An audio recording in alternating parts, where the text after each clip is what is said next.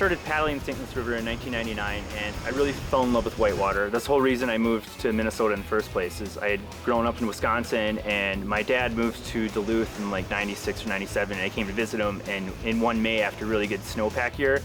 And we drove up the North Shore, and there's all these rivers raging into Lake Superior, and I was like, oh my God, I want to kayak those, you know? So I'm like, maybe I'll go to college here. And so I ended up moving up here and going to school here and learning to kayak.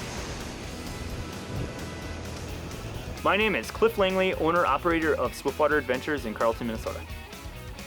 I had guided with Cliff for a couple of years before this, and the previous company that we worked for was shutting down, and Cliff was getting this off of the ground.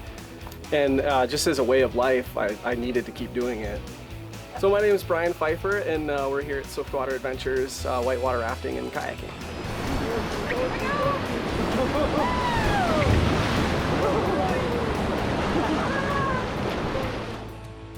Cliff had a vision for this, and I knew Cliff well enough that he's so determined to make it work, that I saw that too, and that really gave me that mindset too, that nothing is going to stop us ever. Do this group of 4, this group of 5, this group of 7. I would say this year is really the tough one. This has been a really uncertain time. We didn't know, it seemed sort of far-fetched that it would even touch us, and then all of a sudden we lost all of our May, which is traditionally youth groups, church groups, high school senior class trips, stuff like that. You guys are Johnsons right there, right? You're gonna go into the middle and shut the door, and then Stout through 7, you guys are just gonna sit in the front compartment. So you can let the other 2 groups load in first, and then you guys will load. The choke point for us was transportation. We took our bus and divided it into separate chambers so people can come with their family units or their quarantine unit and stay together. One group goes in, shuts the door, and then the next group, so that you're not breathing each other's air. Logistically, it is, I want to say nightmare, but it's difficult.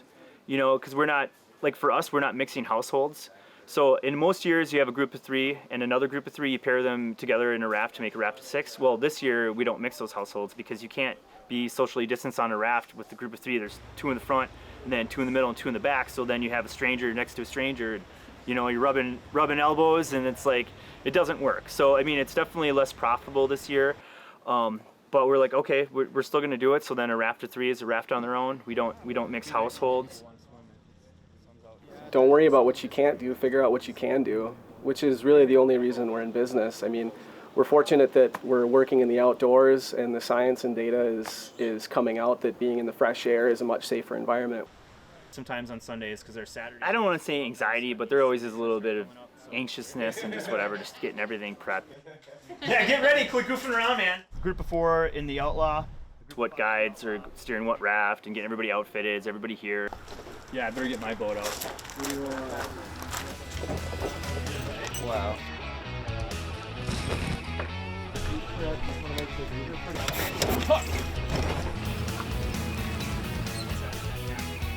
Your chariot awaits.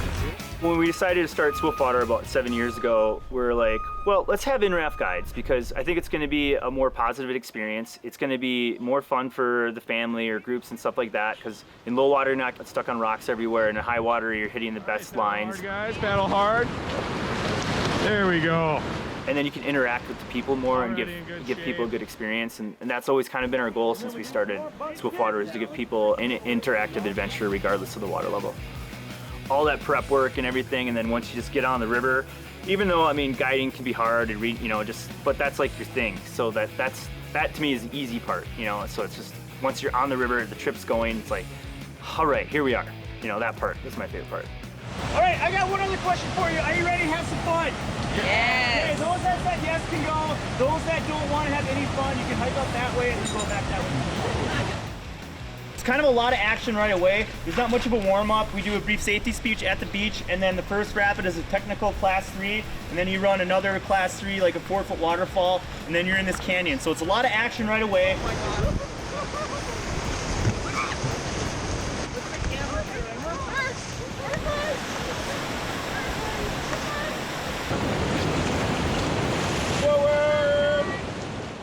You have to know it really well to take people down. We don't run class 5, you know, in rafts, but you have to be able to deal with situations and see situations before they happen, and that is something we take extremely seriously. We are really thorough in training all of the guides in not just how to run rapids safely, but how to interact with people, how to get them excited about the river, the hydrology, the geology, the flora, the fauna, all of those things make for a really complete experience. This one's called Pinball. We'll get bounced around quite a bit, maybe do a 360 and maybe go through the last part backwards. Here we go, paddle hard, paddle hard. Oh.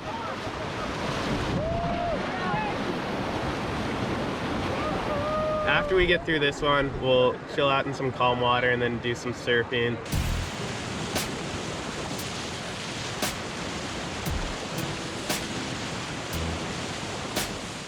One of my favorite things about doing this is getting people who are nervous or scared and just getting to spend the time with that one person to relate to them, to talk them kind of off the ledge. You know, we get people all the time that are ready to quit after the first rapid.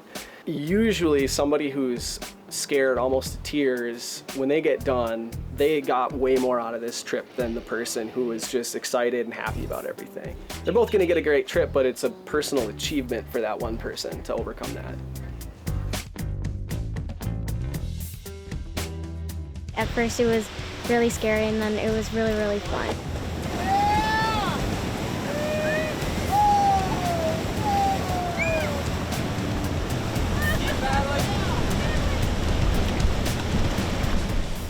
I would really recommend it, but just hang on. In certain years, the upper St. Louis River gets too low to raft. So we're like, well, we don't want to be done rafting. It's, you know, middle of July, you know, and people still want to go, and we got employees that want to work. And so we kayak the lower a lot, and so we looked at it from a way to do a rafting trip, but also make it an interactive adventure. We'll just see how it goes.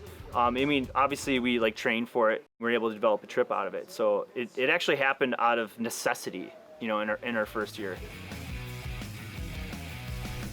There's so many cool things to see and do on that section of river, and it's only like 2 miles of river versus doing 5 miles altogether in the upper. So we wanted to find a way to do some side hikes. Get the northern harvest going. Some swimming. Let's venture swim!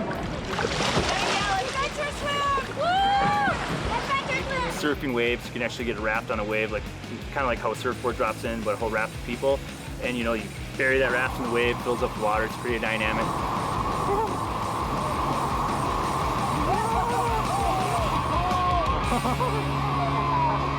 Oh, we're sinking. Still running rapids, you're still paddling, but we just put more in there to give people like a really solid 2 to 2.5 hour interactive adventure.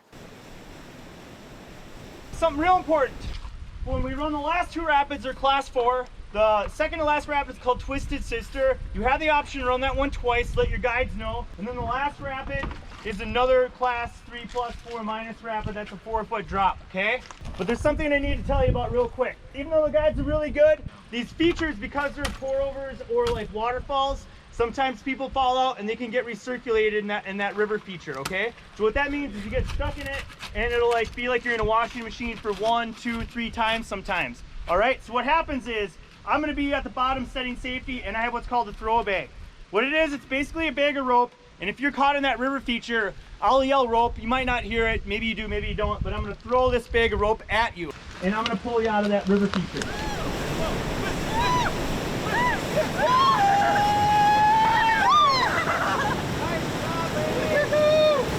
I'm thankful that we're open, and I'm thankful that we're busy, and I'm thankful that people want to come rafting with us.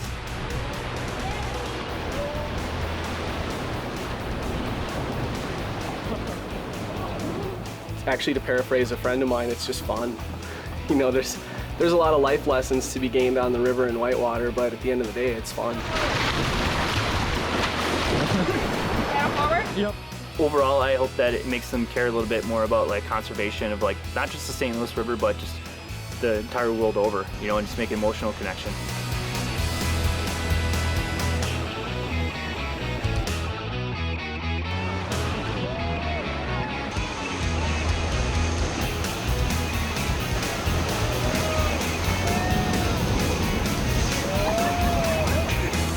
times.